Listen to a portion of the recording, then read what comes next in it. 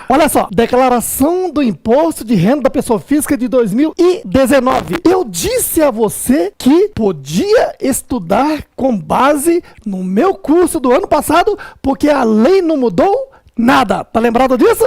Pois muito bem, acabou de sair a Instrução Normativa da Receita Federal do Brasil de número 1871, que saiu no dia 20, mas foi publicado hoje, dia 22. Tá fresquinho, fresquinho. O que eu vou te passar aqui é totalmente fundamentado na regra da Instrução Normativa da Declaração deste ano. Então, a primeira coisa que eu te disse qual é? A lei não mudou. Agora, o sistema, o programa de declaração do imposto de renda mudou alguma coisa? Mudar?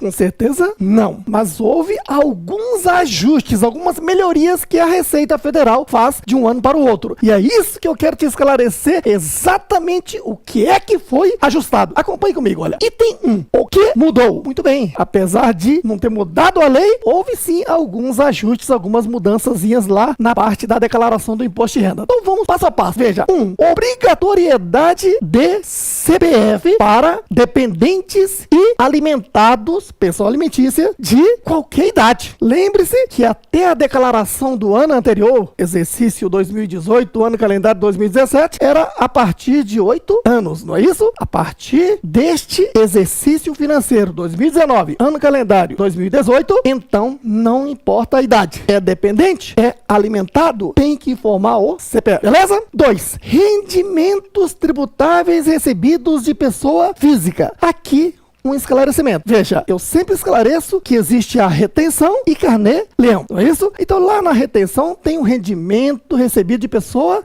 jurídica, rendimento tributável. E existe um rendimento tributável recebido de pessoa física, que é o carnê-leão. O que eu quero te esclarecer é que quando você entra nesta ficha lá da declaração, até o ano passado aparecia lá a ficha de pensão alimentícia e outros, certinho? Aquela ficha ali de outros mudou para pensão alimentícia e outros. É isso que você vai encontrar de mudança ali dentro. Item 3. Bens e direitos. Todo mundo acompanhou a Instrução Normativa do ano passado, que dizia o quê? Que lá no exercício financeiro 2018, ano calendário 2017, era facultativo detalhar naquela parte de declaração de bens, por exemplo, imóveis, dizer o registro em cartório, a área, essas coisas, né? E que seria obrigatória a partir de 2019, este ano. No entanto, a Receita Federal percebeu que os contribuintes estão encontrando dificuldades em buscar essas informações e preferiu dar uma colher de chá aos contribuintes de mais um ano sem obrigatoriedade. Aí você, mas por que eles fazem isso? É pelo seguinte, se os contribuintes estão tendo dificuldade de buscar as informações e se adaptar, vai ter uma enxurrada de contribuintes na malha fina por causa disso. E isto emperra todo um processo de declaração. Certo aí? E a Receita Federal não quer isso. Mas, veja, portanto, detalhamento neste ano de 2019 ainda é facultativo. É o segundo e último ano facultativo. A partir do próximo ano, exercício 2020, passará a ser obrigatório. Qual é a minha recomendação? É que, ainda que facultativo, você já comece a se adaptar de informar esses detalhes. Você não tem por onde correr. Certo aí? Então, outra coisa interessante, eles melhoraram a aba dessa parte, onde, né, quando você começa a clicar lá, você vai encontrar todos os espaços lá. É só pegar o documento e acrescentar. Por exemplo, automóvel, não tem uma parte agora lá informando Renavan? Informe lá o número do Renavan, né, ainda que facultativo, para que no ano que vem você não perca mais tempo com isso. Beleza? Então essa parte, ainda que, né, as pessoas achavam que ia ser obrigatória, a Receita Federal então permitiu que seja o último ano facultativo. Explicado? Item 4.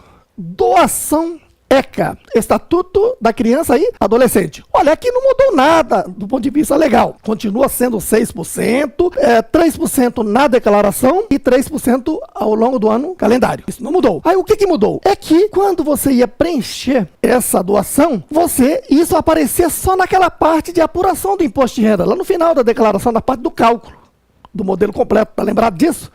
Muito bem, isso mudou. Agora, na declaração deste ano, foi criada uma ficha somente para você informar isso. Então a Receita Federal está de olho nisso aí, que é que você dê valor e esclareça isso com mais detalhe. Entendido aí? 5. Declaração pré-preenchida. Aqui não é nenhuma novidade, no entanto, vale a pena ressaltar. Veja, como é que isso funciona? Aquelas pessoas que têm certificado digital têm o direito de fazer a declaração pré-preenchida. O que quer dizer isso? Que quando essa pessoa, por meio do certificado digital, entra lá no programa da Receita Federal, e o programa, para quem tem certificado digital, lá dentro permite a demonstração de um arquivo que contém informações prévias daquilo que você preencheria de declaração. Já está tudo preenchido lá para você. É só você importar. Aí você, mas como é que isso acontece? Isso é um milagre? Não. Na verdade, existem essas obrigações acessórias por parte das empresas. Como assim? Digamos que eu, Roberto, sou um empregado. Trabalho numa empresa, certinho? E de janeiro a dezembro, o Roberto trabalhou, recebeu seu salário. E teve imposto retido na fonte. E aí, aquela empresa tem o prazo de até 28 de fevereiro do ano seguinte, portanto, 2018, ano calendário, até 28 de fevereiro de 2019,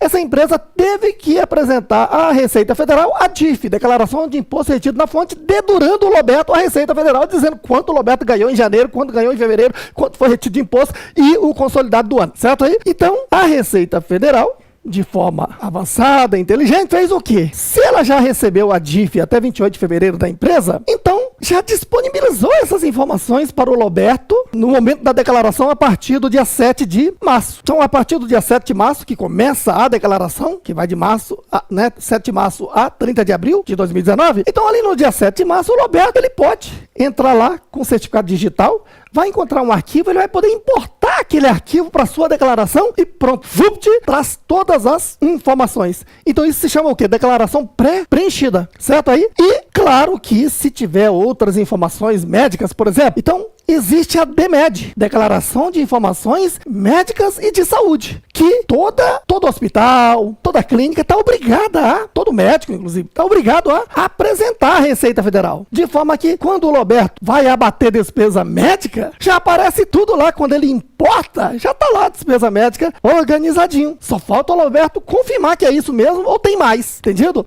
DIMOB, Declaração de Informações de Atividades Imobiliárias. Se o Roberto comprou um imóvel ou vendeu um imóvel, a imobiliária já apresentou a DIMOB, certo aí? Até 28 de fevereiro. E aí, a partir de março, o Roberto, então, tem esse arquivo para ele importar, beleza? Então, isso é o quê? Declaração pré-preenchida. Então, declaração pré-preenchida, a pessoa precisa de um certificado digital. É ótimo? É excelente. Por quê? Porque você não vai errar, porque já está preenchida pela própria Receita Federal. Se tiver erro, é da Receita Federal. Mas, enfim, eles não erram, porque isso aqui é cruzamento de informações. Beleza? 6. Processamento diário da declaração de imposto de renda da pessoa física. Isso é uma grande novidade. Olha só, até o ano passado, as pessoas transmitiam a sua declaração até dia 30 de abril, certinho? Passou da meia-noite, os computadores da Receita Federal entravam num processamento por 10 dias consecutivos. E aí, você ficava ali, aguardando em que iria dar. Se teria sinal verde para a sua declaração, e agora você aguardar a sua restituição, se for o caso, ou se você caiu na malha fina. Com o tempo você descobriria. Agora ficou fácil. Olha só. Digamos que no dia 7 de março, você que tem imposto a restituir, porque quanto antes você declarar, melhor, porque você entra no primeiro da fila, certo? Só que tem o seguinte, né? Não é simplesmente ser o primeiro a declarar. Tem que ser o primeiro a declarar de forma absolutamente correta. Porque se tiver uma inconsistência, você vai cair na malha fina e vai ser o último. Vai lá para o final da fila. Para que isso não aconteça, então, lembre-se de todas as informações, de todo o conhecimento. Então, a novidade é que é isso. Olha. No dia 7 você declarou, à noite do dia 7, né, antes das 8 horas do dia seguinte, o sistema da Receita Federal já vai processar a sua declaração e já vai informar se você tem alguma inconsistência ou não. Entendido aí? Então, no dia seguinte, você já pode entrar lá no ECAC e consultar a sua situação fiscal. Porque se tiver alguma inconsistência, já vai aparecer. Aí eu pergunto, já tem que entrar em desespero? Não, porque essa inconsistência pode ser temporária e vai acontecer muito isso. Como assim? De repente você fez toda a sua declaração certinha, mas a empresa para a qual você trabalha, por algum motivo, ainda não entregou a DIF, por exemplo. Está atrasado. E aí, no cruzamento do sistema, deu inconsistência com o que você declarou e com o que a empresa ainda não declarou. Deu para perceber? Por isto, né, havendo inconsistência, a minha orientação é que aguarde. Certo aí? Não tem que se desesperar imediatamente. Tá? Dê uma olhadinha, você que é contador, você que é tributarista, você tem, né, aquele tino de tacar o olho e saber, olha, calma que isso aí é porque a outra parte ainda não apresentou a DIF, ou não apresentou a DIMED, ou não apresentou a DIMOB, ou o banco não apresentou o E-Financeira. Muito bem. Então, tranquilidade. Beleza? 7. Empregado doméstico, deduções. Olha, demorou muito a avançar a lei do empregado doméstico, não foi isso? Foi preciso até de uma emenda constitucional. Mas, o que acontece? No momento que se aprovou, né, a emenda constitucional, o que acontece? Os empregadores ficaram naquela situação de mando meu empregado doméstico embora e vou para diarista. E houve uma preocupação aí com a questão relacionada ao quê? Ao desemprego. Então, inicialmente, para tranquilizar os empregadores, o governo disse, não, olha só, você vai ter que pagar sim INSS patronal, né? Aquela parte que o patrão paga, ou a patroa, tendo um empregado, uma empregada doméstica, certo aí? E daquilo que a pessoa gasta, como seu ônus, seu encargo, né, pode pegar uma parte e abater lá no cálculo do imposto de renda como despesa dedutível, certo aí? Só que tem um limite. Em 2018 era de R$ 1.171,84. Este ano, 2019, aumentou para R$ 1.200,32. Isso, né, automaticamente aumenta, porque todo ano se atualiza a tabela do benefício da Previdência Social e também do desconto do INSS. Certinho? Agora um detalhe importante. Tá? Isso é só para um empregado doméstico. De repente a pessoa tem 3, 4 empregados domésticos, mas só pode abater de um. Ilimitado a esse valor. Tá?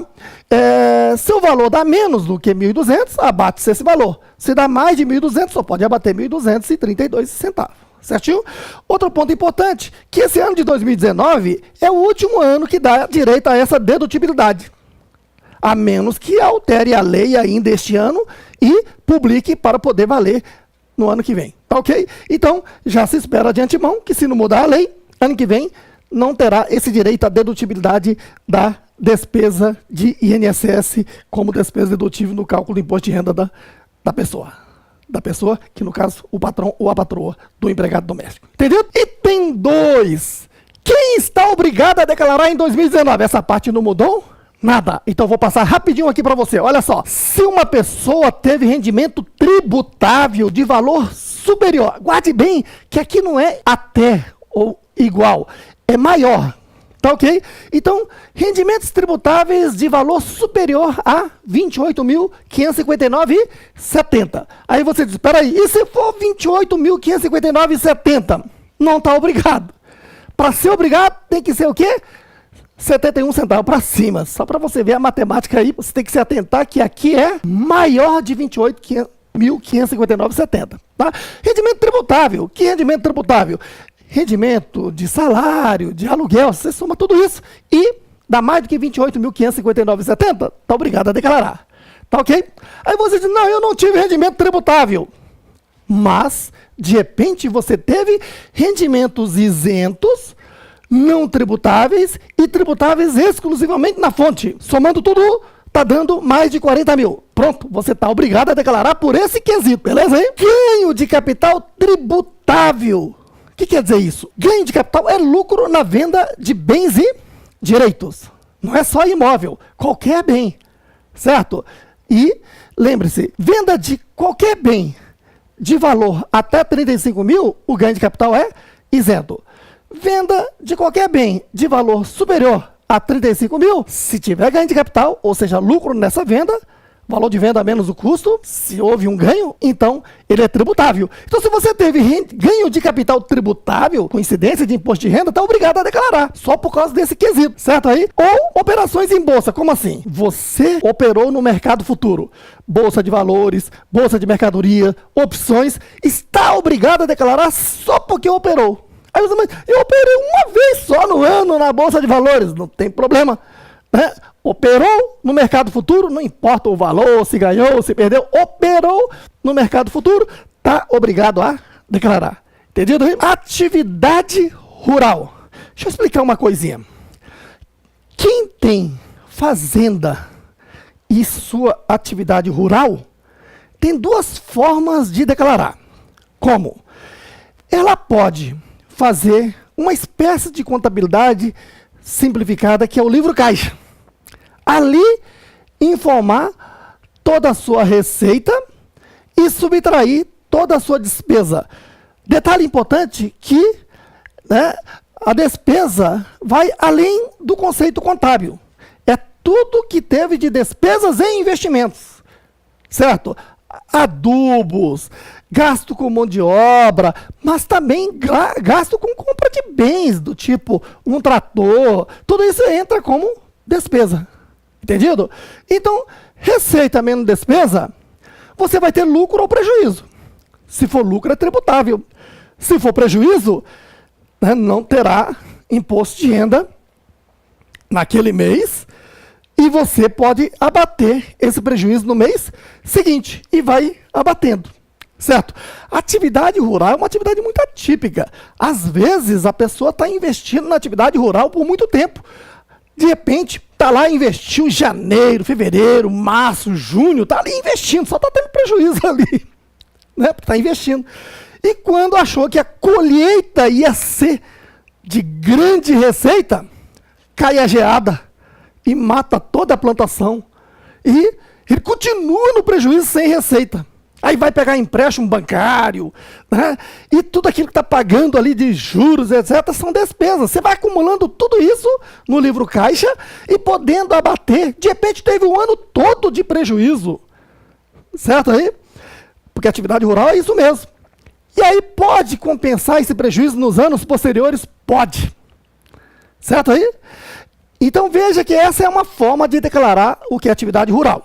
Outra forma de declarar atividade rural é o seguinte: pega-se a receita bruta, que é a receita da sua atividade rural, aplica-se 20%. Esse 20% dessa receita bruta é o seu lucro, o seu rendimento a oferecer à tributação. Isso se verifica mês a mês. Então você tem duas alternativas, tá? Oferecer a sua atividade rural por estimativa, pegando só a receita vezes 20%, e essa é a base de cálculo do imposto todo mês. Certo? E aí esquece despesa, esquece tudo. Ou você faz o livro caixa, que é mais vantajoso. Né? Como? Você pega a receita menos as despesas, mais vantajoso entre as. Cada caso é um caso, mas em geral é mais vantajoso. Certo? E aí você vai abatendo essas despesas, esses investimentos, e, né, no mês que tiver lucro é tributável, no mês que tiver prejuízo é isento. Tá ok? Bom, então, veja, se a sua receita... Então, você tem duas condições aqui, ó. Aqui estou falando da obrigatoriedade de declarar, certo? Então, se a sua atividade rural tem receita bruta de valor, né, maior do que 142.798,50, mais do que esse valor, já está obrigado a declarar, certo aí? Ou, se essa pessoa tem prejuízo de anos anteriores e do próprio ano e quer continuar compensando nos períodos posteriores, está obrigado a declarar também. Tá? Então, quem tem prejuízo e, né, quer compensar no ano ou quer compensar nos períodos futuros, tem que estar declarando. Tá ok? Então, vamos lá. Digamos que a receita bruta foi 100 mil. Está obrigado a declarar? Por esse quesito, não. Certo? Mas quando ele faz o livro caixa, ele tem prejuízo de períodos anteriores. Ele quer compensar este ano. Ou este ano também teve muito prejuízo e quer compensar em períodos posteriores. Nesse caso, está obrigado a declarar, fazer o livro caixa e mostrar para o fisco, está aqui, ó, estou tendo prejuízo. Beleza? Item 5, que tem o seguinte, ó, durante o ano, a pessoa teve posse ou propriedade, né, de bens e direitos, que somado dá mais de 300 mil. Aí você soma o seu carro, seu apartamento, você emprestou dinheiro a alguém, tem direito a receber, soma tudo isso, está dando mais de 300 mil. Na data de 31 de dezembro de 2018, você é uma pessoa que, independentemente de qualquer outra coisa, está obrigada a declarar. Outra, se a pessoa é estrangeira, né, e se tornou residente no Brasil, e em 31/12 se encontra nessa condição, está obrigado a declarar também. Último, optou pela isenção do imposto sobre a renda do ganho de capital na alienação de imóvel residencial. No curso eu explico tudo, mas aqui eu vou explicar rapidamente, que é o seguinte. Se você tem imóvel ou imóveis residenciais, certo aí? E fez uma venda desse imóvel, ou dos imóveis residenciais, vendeu de uma vez, tá? No espaço de 5 anos. Vendeu. E da data do contrato de venda para a compra de novos imóveis residenciais, pegou esse dinheiro, o produto dessa venda, e aplicou na compra de imóvel ou imóveis residenciais num espaço de tempo de 180 dias, 6 meses. Aí o ganho de capital dessa venda, o lucro dessa venda, é totalmente isento. Mas você tem que baixar lá o programa gerador do ganho de capital do ano de 2018 e demonstrar isso e importar para a sua declaração. Certo aí? Nesse caso, se você teve esse benefício de isenção, você está obrigado a declarar. Certo aí? Se não declarar, você está devendo esse imposto. Beleza? Então, esse é o último quesito. Então, daqui por diante, sempre que se fala, quem é que está obrigado a declarar? Quem está enquadrado em um desses itens aqui. Um ou mais. Beleza? Tem mais. Veja, se eu estou falando de quem está obrigado a declarar, aí vem aquela questão. E quem é que está dispensado? Então está aqui. Item 3. Quem está dispensada ou dispensado a declarar imposto de renda? 1. Se a pessoa se enquadrar no item 5, que é o quê? Posse ou propriedade de mais de 300 mil. Certo aí? E essa pessoa está na sociedade conjugal, está casada. Ou em união estável. Bens comuns declarados pelo outro cônjuge. Isso aqui é o seguinte. Está lá o Roberto, né, fez a maior besteira na sua vida. Ele se casou. Tá ok? E aí, o que acontece? Né? Tem o seguinte. O mais comum é as pessoas casarem no regime de comunhão parcial de bens. Não é isso? Como assim? O que era do Roberto e da fulana, no passado, é de cada um. O que eles obtiverem de bem daqui por diante é comum, é deles. Não é isso? E a pessoa que está na união estável, comprovadamente mora 5 anos ou mais com a pessoa, ou tem filho, sem estar casado no papel, também está na mesma condição. Então o que acontece? Como é que se declara um casal? Casal tem 2 formas de declarar. Declarar em conjunto ou declarar separadamente, certinho? Quando se declara em conjunto, um dos cônjuges assume. Como assim? Declara. Então declara o quê? Tudo. O seu rendimento, os seus bens, os bens do cônjuge, né? Adquirido antes ou durante o casamento. E o cônjuge passa a ser seu dependente. Pode ser assim? Pode. Então isso é declaração em conjunto. É uma só declaração juntando tudo. Então em nome de um. O outro é dependente. Beleza? Aí traz para dentro tudo. Rendimento, os bens e tudo mais. Então é o mais fácil. Beleza? A outra forma qual é? Declaração em separado. Aí nesse caso, sendo declaração em separado, tem 2 formas principais de declarar. Qual é? Cada um faz a sua declaração, colocando na sua declaração o seu rendimento, não é isso? E o quê? Separando os bens. Uma parte dos bens com um, outra parte dos bens com o outro, certinho? E cada um declara 50% do rendimento do bem comum. É uma alternativa. A outra alternativa é um dos cônjuges declara seu rendimento, 100% do seu rendimento, declara 100% dos seus bens comuns e o próprio bem particular que existia desde antes do casamento. Certinho? E o outro cônjuge declara o quê? O seu rendimento e só. Certinho? E aí o que acontece? Voltando ao assunto. Digamos que, né, o Roberto está casado e ele declarou seu rendimento e também os bens comuns. Né? Por quê? De repente os bens comuns ultrapassam os 300 mil. Certo? E aí o cônjuge do Roberto diz, espera aí, né? O Roberto já declarou o bem comum. Eu estou obrigado a declarar? Né? O cônjuge, nesse caso, não está obrigado a declarar desde que o seu patrimônio não ultrapasse 300 mil. Deu para entender? Então, veja, se enquadrar no item 5, tá certo? Tem bens privativos. Desde que esse bem privativo seja menor ou igual a 300 mil e o bem comum já foi declarado pelo cônjuge, a outra parte. Certinho? Outro ponto.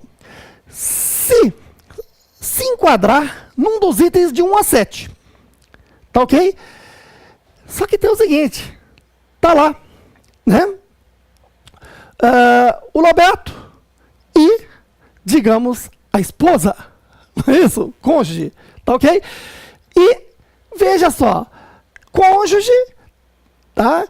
Ela ganha muito mais que 28.559,70. Tá? Ela poderia fazer a sua declaração separada? Poderia.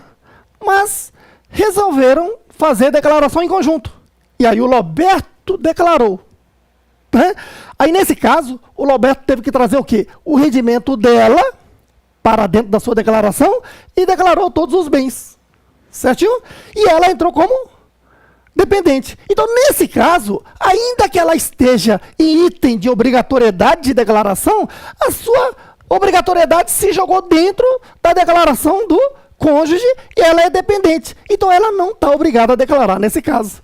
Certinho? Se enquadrar nos itens 1 a 7, conste como dependente, né, incluiu seus rendimentos, bens e direitos na declaração. Pronto. Não está obrigado a declarar, porque já está ali como dependente. Outro ponto importante é que quando uma pessoa aparece numa declaração, seja como o titular ou como dependente, não pode aparecer em outra declaração. Certinho? Então, isso é o que? Regra que sempre existiu. Tá? Olha, para você que está assistindo esse vídeo no YouTube e se achou interessante, curta e acompanhe os nossos próximos lançamentos. Beleza? Fique com Deus!